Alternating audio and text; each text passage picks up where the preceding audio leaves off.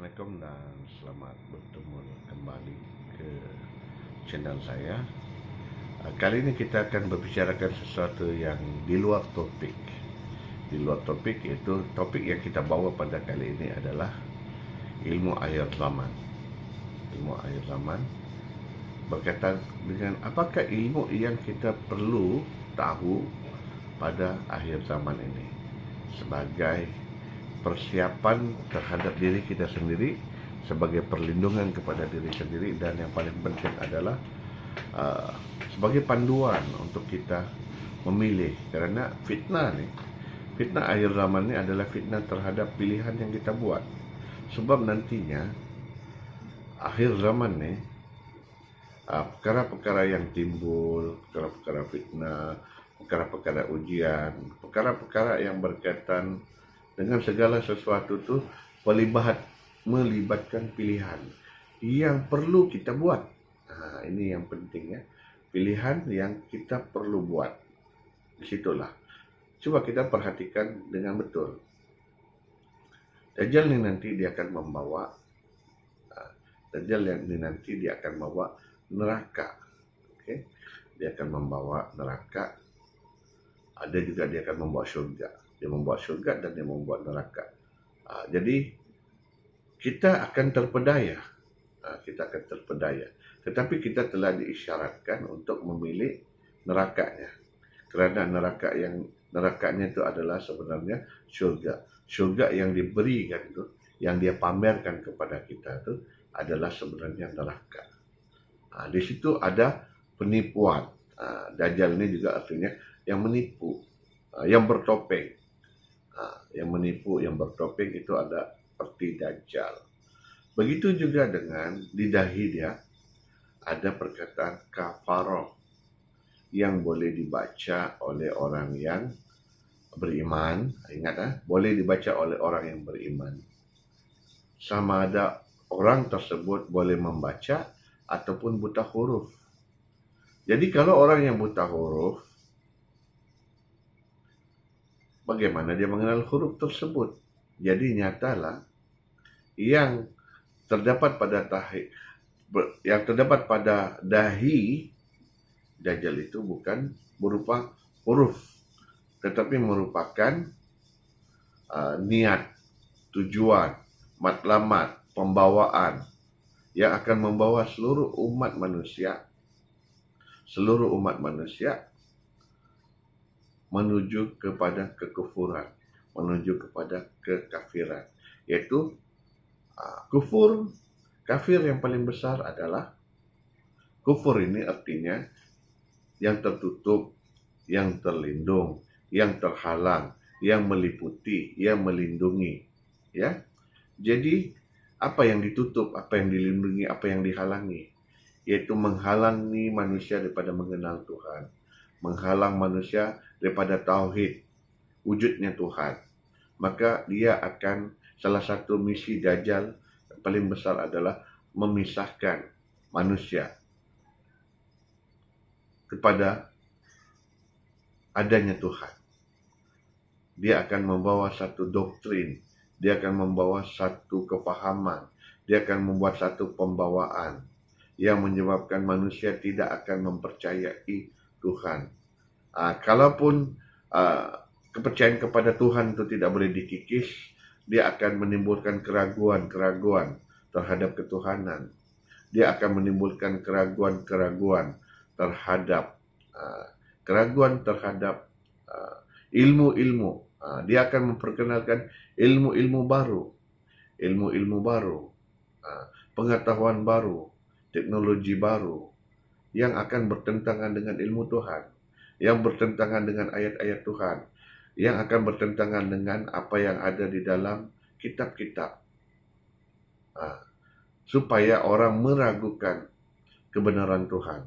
Kalau orang masih percaya kepada Tuhan, maka diragukanlah ayat-ayat Tuhan. Kalau diragukan ayat-ayat Tuhan, diragukanlah kitab-kitab Tuhan. Kemudian diragukan pula kepada nabi-nabi dan rasul-rasul. Dan juga akan diragukan juga orang-orang yang membawa kebenaran. Sebabnya, Dajjal ni kalau kita dari segi makna adalah pembohong, penipu. Dia juga membawa maksud topeng yang mempunyai berlapis. Dia juga berselindung. Berselindung maksudnya dia dia berselindung di balik penampilannya, penlahirannya. Jadi kalaulah Dajjal itu muncul dengan tulisan kafaroh di atas dahinya, kemudian matanya buta sebelah ataupun matanya tersembul keluar, tentunya tidak akan ada manusia kecuali sebilangan kecil saja akan terpedaya, akan menurut, akan mengikuti Dajjal tersebut. Tetapi dia ada tetapinya. Bagaimana kalau Dajjal itu muncul dalam keadaan yang hebat, dalam keadaan yang mempersonakan, sehingga tentulah ramai orang yang akan terpedaya, terikut. Contohnya, sekiranya Dajjal, so Dajjal nih dia ada Dajjal utama, dia ada juga Dajjal, dia ada 30 Dajjal. Takkanlah kalau kita ada mempunyai mata hati, mesti kita akan kenal. Kita akan kenal Dajjal nih. Apa kata kalau Dajjal nih muncul sebagai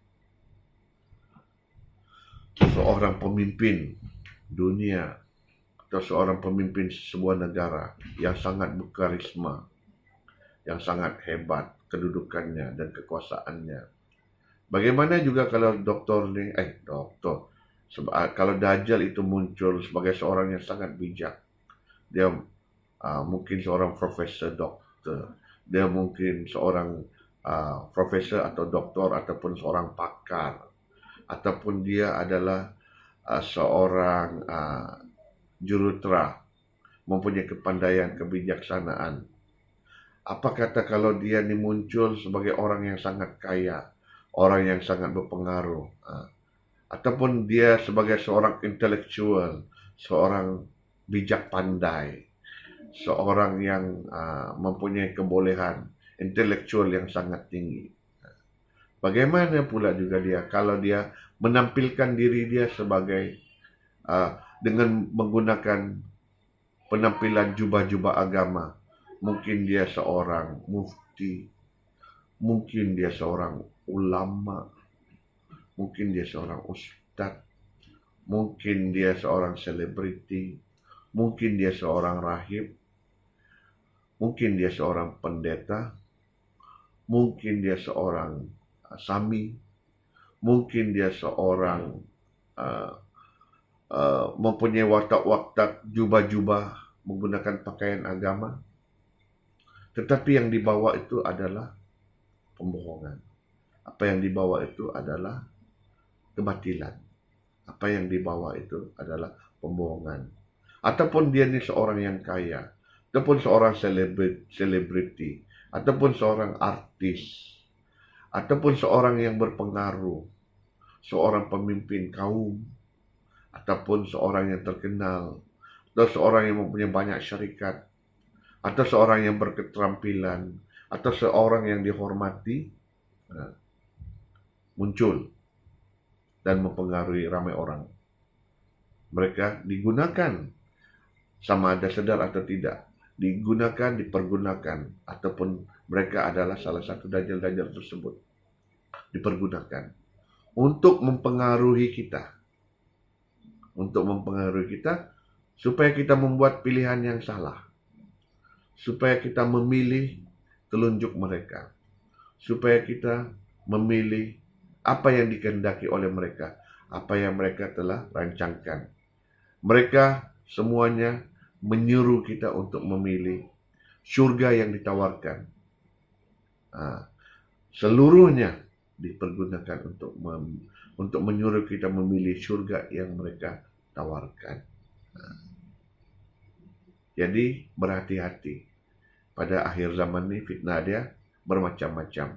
Fitnah pada akhir zaman ini dia lebih kurang. Kalau digambarkan dia seumpama semut hitam. di atas permukaan batu yang gelap berwarna hitam, dalam kegelapan malam yang berwarna hitam, berlapis-lapis.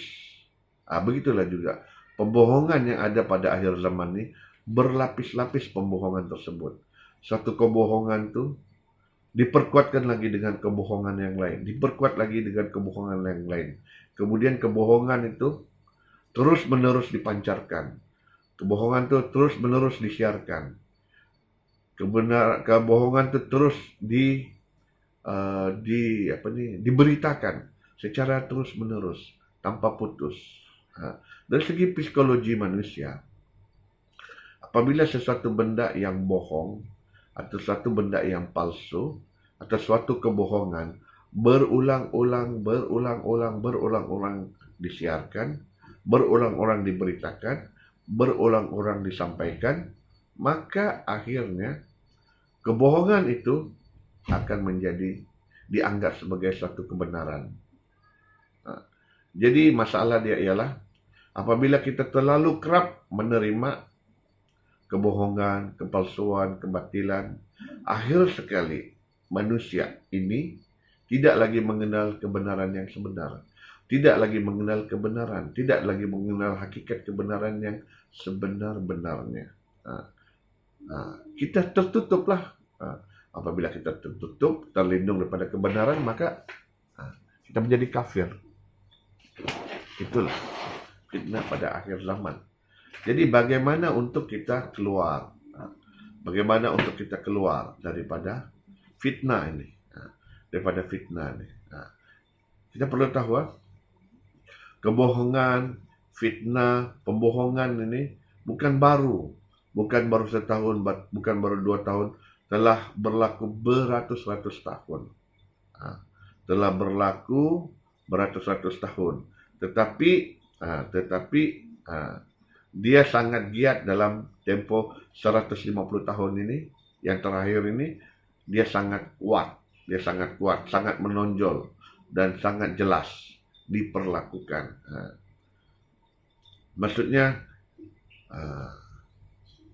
kita perlu tahu bahwa ilmu-ilmu yang ada, ilmu ekonomi, ilmu perubatan, ilmu kesehatan,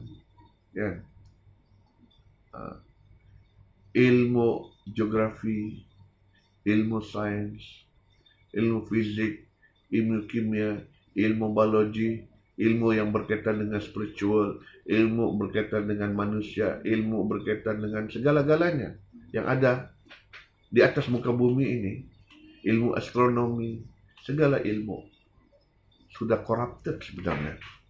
Sudah corrupted. Sudah diubah. Telah diubah. Ilmu-ilmu yang benar banyak disembunyikan. Termasuk dalam ilmu agama.